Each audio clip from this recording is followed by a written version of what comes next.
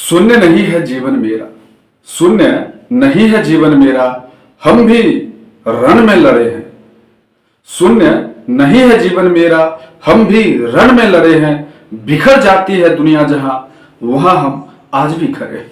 नमस्कार, प्रणाम, सत श्री अकाल। मैं अखिलेश झा अपने इस चैनल में आप तमाम छात्रों का हार्दिक अभिनंदन करता हूं। देखिएगा, एक महत्वपूर्ण क्वेश्चन, ये एसएससी सीपीओ में पूछा जा चुका क्वेश्चन है और आरआरबी एनटीपीसी के लिए काफी इंपॉर्टेंट है। देखिए क्वेश्चन क्या रहा है। कह रहा है कि निम्न में से कौन सी संख्या 5 to the power 71 plus 5 to the power 72 plus 5 to the power 73 को पूरी तरह विभाजित कर सकती है। तो कह रहा है कि ये जो संख्या दिया हुआ है, इसको पूरी तरह से कौन सी संख्या विभाजित कर सकती है। तो आइए देखते हैं कि सबसे पहले देखिएगा कि 5 to the power 71 plus 5 to the power 72 और प्लस 5 to the power क्या है 73 है। कह रहा है कि इसको कौन सी संख्या पूरी तरह से विभाजित कर सकती है। अच्छा, तो हम लोग एक काम कर सकते हैं कि देखिएगा क्या कर सकते हैं कि यहां पर 5 to the power 71 है।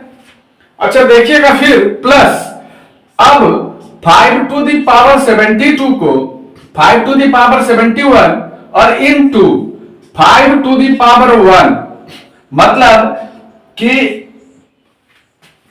ऐसे लिख सकते हैं 5 to the power 71 into 5 to the power 1। एक फॉर्मूला है x to the power m into x to the power n equal to x to the power m plus n। तो उसी फॉर्मूले से ये 5 पर पावर 72 हो जाएगा। फिर देखिएगा, हम लोग लिख सकते हैं 5 इंटू 5 to the power 71 और इंटू 5 to the power 2, ऐसा लिख सकते हैं। तो 71 और 2 73 हो जाएगा ना।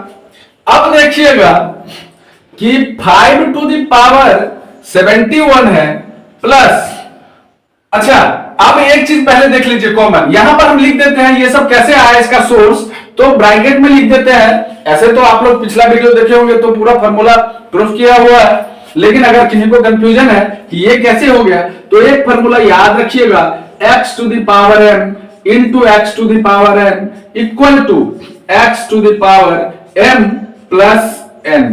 ये वाला फॉर्मूला याद रखिएगा। इस वाले फॉर्मूले से जैसे 5 to the power 71 हो गया, 5 to the power 71 into 5 to the power 1 71 plus 1 72 ना हो गया, प्लस 5 to the power 71 और into 5 to the power 2 तो 5 to the power 73 हो गया।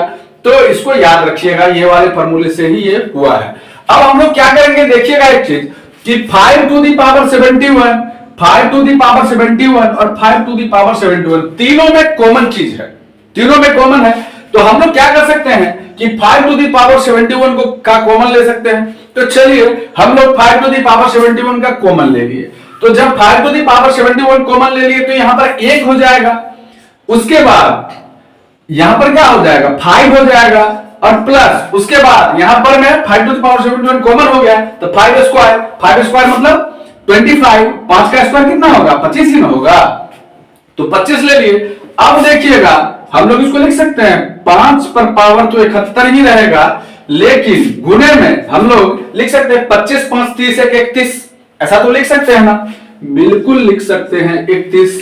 अच्छा, अब जब 5 पर पावर 71 गुणे 31 हो गया तो क्या हम इसको ऐसा कर सकते हैं कि 5 पर पावर 70 और गुणे 5 पर पावर 1, मतलब 5 पर पावर 70 गुणे 5 पर पावर 1 मतलब 5 पर पावर 71 हो गया इस फार्मूला के अनुसार। अब और गुणे 31, ऐसा तो लिख सकते हैं। चलिए बहुत बढ़िया, इसका मतलब हम लिख सकते हैं 5 to the power 70 इनटू, अब 5 गुणे 31 कितना हो जाएगा, 5 पर पावर 1 मतलब 5 ही हो गया, तो 5 गुणे 31 क्या हो जाएगा 5 एकम 5 और 5 दिया 15, 155। 5 पर पावर 70 गुणे 155, मतलब कि ये जो पूरी संख्या है 5 to the power 70 into 155, अगर इस पूरी संख्या में 155 से इस 155 से भाग दिया जाए तो पूरी संख्या विभक्त हो जाएगी। जैसे सोचिए ना, सिंपल सी बात है कि कहीं पर में अगर लिखा हुआ है 5 to the power 70 इंटू 155, ये पूरी संख्या हो गई। अगर इस संख्या को माने कि विभाजित करना है और नीचे 155 है, तो एक चूंकि गुने में है तो इसका मतलब ये पूरी एक संख्या है और 155 से कट जाएगा ना, तो 5 टू द पावर 70 बच जाएगा। मतलब इस पूरी संख्या को कौन विभाजित कर रहा है?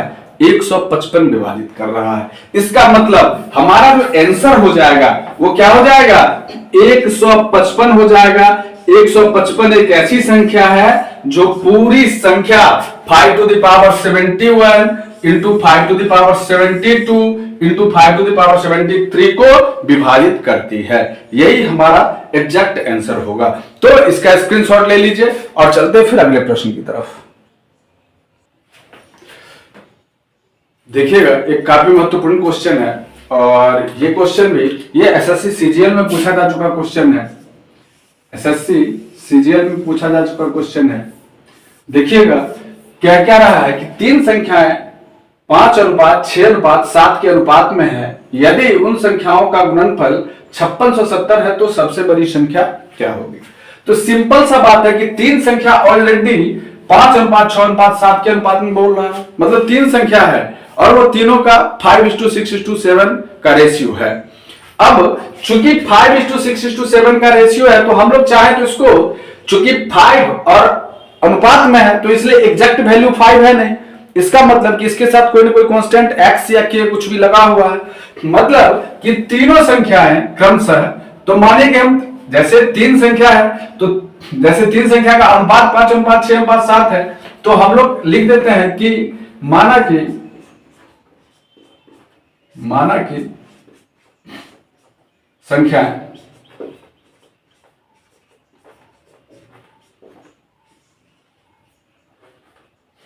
5x 6x और क्या है 7x है।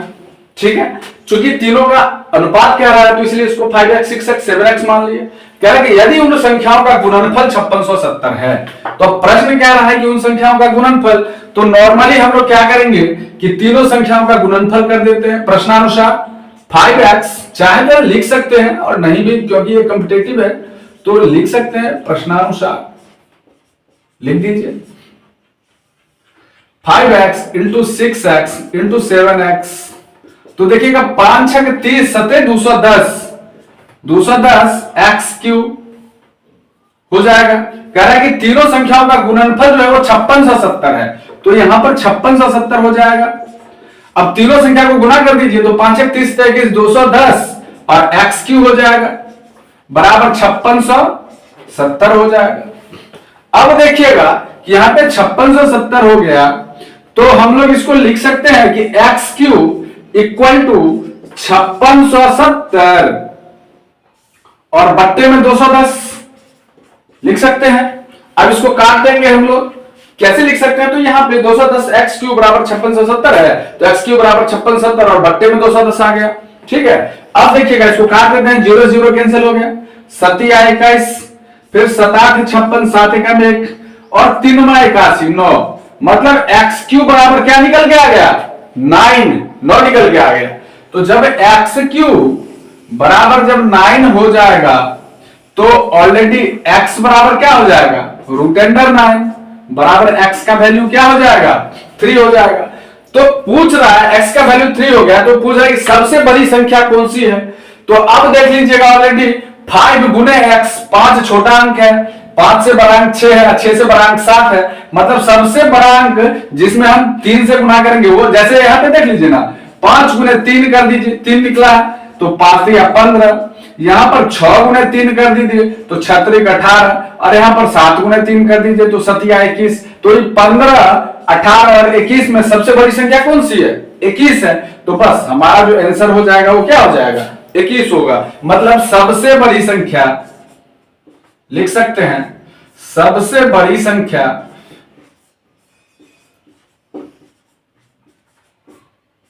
बराबर 7x बराबर 7 इंटू 3 बराबर कितना हो गया 21 हो गया और यही क्या हो जाएगा हमारा आंसर भी हो जाएगा। तो आशा करते हैं कि आप लोग को अच्छा लगा होगा। अच्छा लगा हो तो अपने दोस्तों के बीच शेयर करिए, लाइक करिए और कमेंट भी अच्छा करिए। ठीक है, फिर से मिलते हैं अगले वीडियो में, तब तक के लिए जय हिंद जय भारत।